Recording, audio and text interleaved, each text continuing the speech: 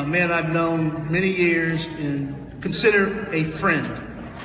A firm believer in Western Massachusetts, a firm believer in the Commonwealth of Massachusetts, and, oh, by the way, the most popular governor in this country. In this country, the most popular governor in this country. We might say he's a Republican, but as far as I'm concerned, he's not a politician, he's a leader. And he cares about Western Mass. And let me tell you, when you can get him to come to Springfield, leave Boston, Ron Johnson, we've done something. We've done something. The governor is suggesting to us, you mean a lot to the Commonwealth of Massachusetts. Distinct pleasure to introduce my friend, the governor. Let's give him a big Western Massachusetts welcome. The Commonwealth of Massachusetts, Governor Charlie Baker.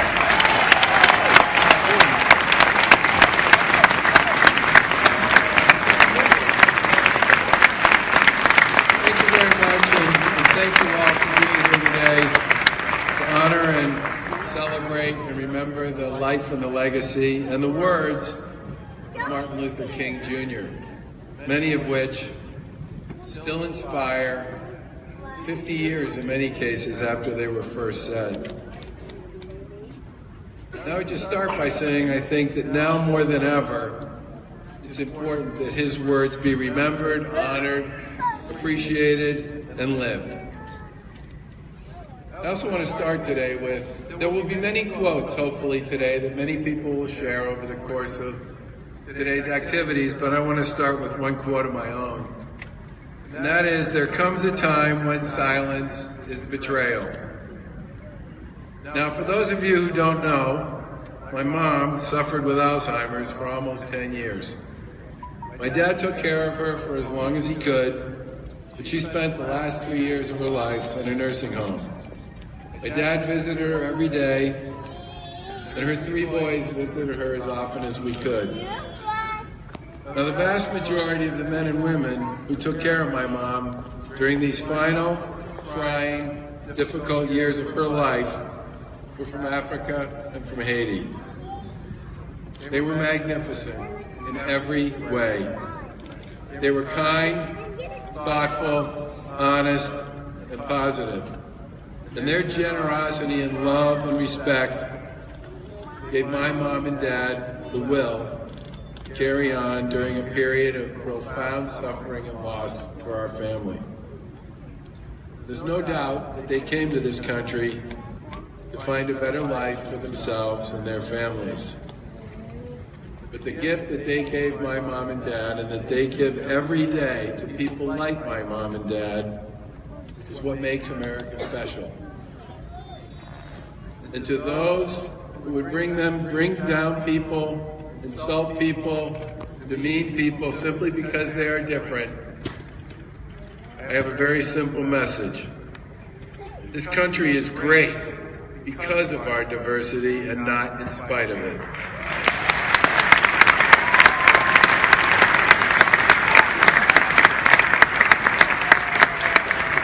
Now, no one understood this better than Dr. King. In 1957, he gave a speech in Montgomery, Alabama, about loving your enemy. He walked through several examples and moments of his own life in which loving one's enemies was difficult to do. And he included thoughts and observations about religion, about Jesus' teachings, and about redemption. And he told the story of President Abraham Lincoln asking Edwin Stanton, a man who had said horrible things about Lincoln on many occasions, to be his Secretary of War. He overlooked all the slings and arrows that had been thrown his way because he thought Stanton could help him save the Union. Now, it turned out that Lincoln was right. Stanton was spectacular as Secretary of War. But by the time Lincoln was assassinated, there was no man alive who loved or admired Lincoln more than Edwin Stanton did. King went on in his remarks to say, if Abraham Lincoln had hated Stanton, if Abraham Lincoln had answered everything Stanton said, Abraham Lincoln would not have transformed and redeemed Edwin Stanton. Stanton would have gone to his grave hating Lincoln, and Lincoln would have gone to his grave hating Stanton. But through the power of love, Abraham Lincoln was able to redeem Edwin Stanton. King once said that hate cannot drive out hate. Only love can do that. These days, especially these days, King's words make more sense than ever. And they reflect perfectly the work of so many people who come here from all over the world and show us their love right here at home every single day. God bless them all, and God bless Dr. King. Thank you very much.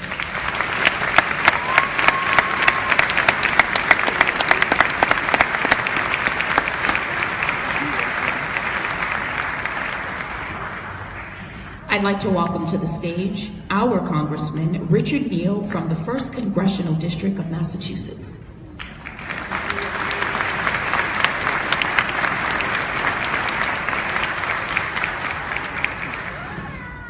Governor Baker and Mayor Sarno and members of the legislative delegation, counselors and school committee members, our sponsors and admirers of Dr. King. How honored we are on this day to commemorate this remarkable life. And I might also say that as we approach the 50th anniversary of Dr. King's assassination, I hope that the family will continue to honor the day of his birth, because I think that's the inspiration of this life. That's the most meaningful contribution. I've had a chance to visit all of the great civil rights museums across Alabama and Georgia and Mississippi, largely because of the sponsorship of a longtime friend, John Lewis. I had a chance to meet Rosa Parks, had a chance to stop at where she got on the bus that day, had a chance to visit the Dexter Avenue Baptist Church, which as we meet, is being commemorated officially in the state of Alabama as a civil rights museum. Recall that it was a 26-year-old preacher who took the pulpit at the Dexter Avenue Baptist Church, but not to miss the irony of the moment. When you stand outside of the Dexter Avenue Baptist Church, one of the things that you're struck by is that if you look to your left and you look just a bit up the hill, it's also the capital of the state of Alabama, where Jefferson Davis rose to take the South from the Union, where George Wallace stood and said segregation today, segregation tomorrow, and segregation forever. And it's where this young preacher said, we are going to use words to create an image that will bring the American people to a new level of consciousness about the American family.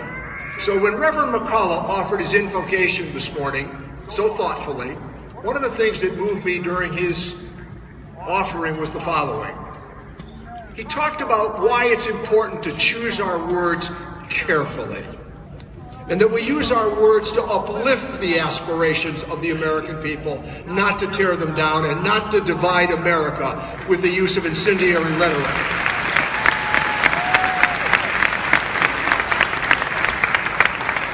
I have always said to the elected, it is our job when the people we're talking to sometimes are at their worst to be at our very best. To listen carefully and to say, well, there might be a different point of view here, but let's figure out how we can all get to the same goal line, because with the American family, that's our desire. But when you look at those speeches and the words that King chose, not just at the Lincoln Memorial, but through the course of a career, they were always uplifting.